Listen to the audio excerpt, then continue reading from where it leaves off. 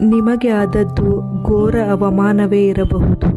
ಪ್ರತೀಕಾರ ಭಾವನೆಯಿಂದ ನೀವು ತಳಮಳಿಸುತ್ತಲೂ ಇರಬಹುದು. ಆದರೆ ನೆನಪಿರಲಿ, ನೀವು ಚಾಣಕ್ಯ ಅಲ್ಲ. ಪ್ರತೀಕಾರ ಒಂದೇ ಜೀವನದ ಗುರಿಯೂ ಅಲ್ಲ.